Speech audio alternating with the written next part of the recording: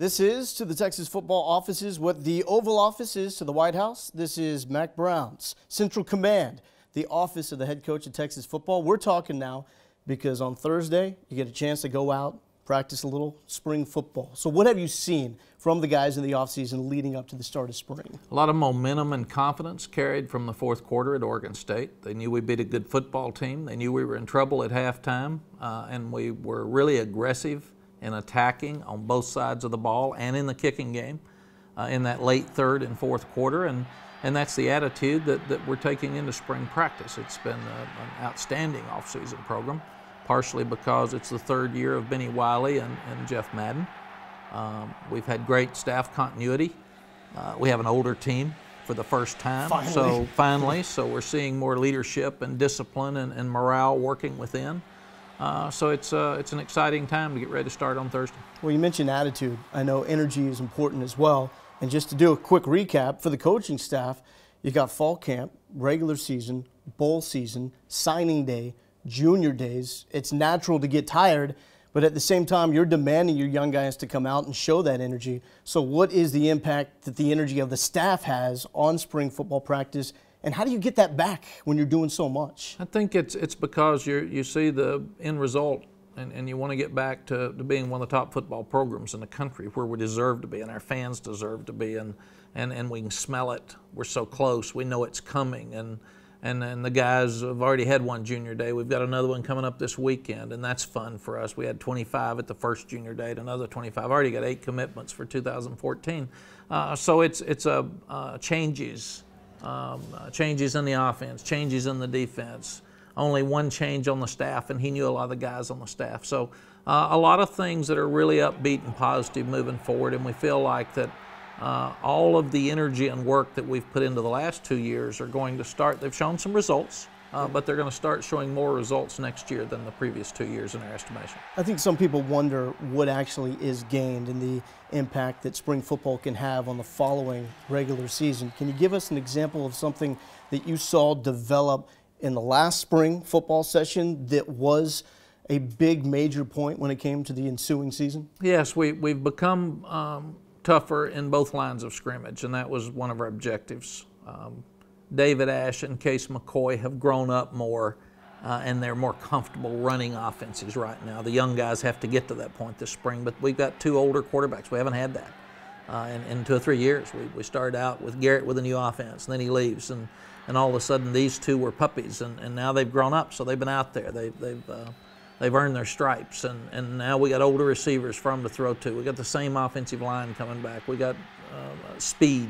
We got speed at wide receiver. We'll have 6, 7 linebackers that'll be competing for a job. We'll have 6 defensive ends. We have an opportunity to play depth, which helps team morale and saves you with injuries, and especially in our league with up-tempo, for the first time since really since '09. And that's exciting for me because the kids see that, and they know that they're going to get to play more, and that's fun for them. We told them you got to earn the right, but we need to be too deep. We need to be too deep across the field. So being aggressive, playing more people, all because of the tempo in our league, and the tempo on both sides is fun to move forward with. Well, let's get into tempo, because that has been kind of the buzzword in the offseason for this program. Maybe at first the players thinking, okay, up-tempo offensively, that's more snaps. And then I would imagine they start thinking about it a little bit more. A lot of snaps and a lot of conditioning that goes along with it. So when it comes to that, being able to play at that pace consistently, how much do you ask of the guys to get the conditioning down before they come into spring practice, and how much of that is developed during the course of practice? Jeff Madden and Benny Wiley have done an unbelievable job of trying to gain some bulk and get ready for tempo, and that's a hard thing to do. We spent hours talking about it in the staff meeting, and we visited a lot of tempo people, but we were one of the people that started tempo. Yeah. I mean, it was so good for us with Vince and then Colt, and what we didn't do with Colt that we did with Vince, we got away from running the ball. So we've gone through a process in the off-season program to make sure we're prepared. We think that the tempo will probably help our defense more because they'll see it every day, like they're going to see it in the league, even more than maybe our offense. But we're still going to be the same offense. We're still going to have the same plays. We still want to be physical. But at the same time, we're not going to huddle very much, and we want to get more plays, and we want to have less packages, and we want to get more.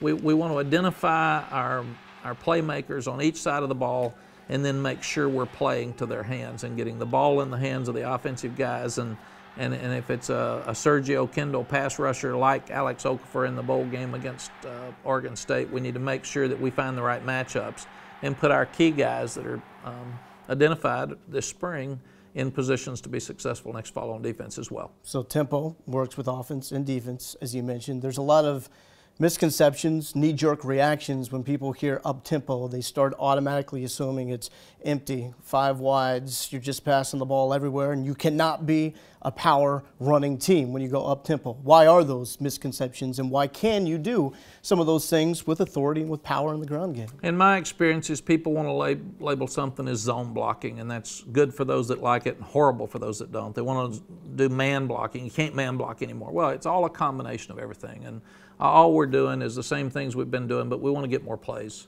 We want to wear people out. We think we can utilize our depth now. We want to play more people and be aggressive, but be physical. And don't let the word tempo and spread mean soft. It means a physical offensive football team that's not going to huddle and gets more snaps. This is also the time of year you're looking for leadership on a team. I know one of your big points to David Ash going into the Alamo Bowl was make the rest of your team believe in you. Make them better by the way you play and you hold yourself. How has he responded to that, and how has the rest of the team responded to David in that role? I think very well your leader on offense has to be your hardest worker, and David works, number one, as hard as anybody. Secondly, Major is a great resource here because he led this team, and he's in the Hall of Honor here, and he understands the pressures and how to deal with the place that is Texas football for a quarterback. And we're so fortunate to have Vince Young back. And I had a long conversation with David the other day, and he had met with Vince, and Vince gave him ideas about how to become the guy when you walk in the room, that everybody turns around and looks. And out there today, Colt was on the field throwing to Jordan Shipley, and John Childs and some of the guys, Brian Orakpo were back. Those are some great leaders. So those guys are guys that will help in each position, talking to them about here's what we're missing. We're at 9, we need to get back to 13, and here are the few key things that'll be really important to get us there. You had a special moment this week when you saw 2 people you know very well, in Cat Osterman and Ricky Williams, get some very prestigious honors here in the state of Texas. What was it like to see those 2 enshrined in the Sports Hall of Fame for Texas? Well, they're 2 friends, and when you watch Cat as a pitcher on our softball team, she makes it look so easy. And she's so smart, she's so bright, and she's such a great representative for the university. So I was really proud for her because she's so deserving of that honor. Ricky's like a family member to us. He got us started. We said he was the franchise when we got here. The best recruiting we did the first year. We signed 19 guys. On the outside of that, he was the recruiting class that we got. He was the best defensive player we had because he gained over 2,000 yards. And he's been great to Sally and myself. He's been great to Texas. He's moved back to Austin. He's got a foundation for kids. He helps with Longhorn Network. He's around. He loves this place, and he feels more comfortable here, I think, than anywhere in the world. And I'm so proud that one of the many Hall of Fames that he will be honored by came in this state first, but he's got a lot more that he'll have to get ready for out there. Well, looking forward to it. Looking forward to seeing Texas football and yourself back out there on Thursday with a little spring football. Thanks, Coach. Thank you. I'm excited as well.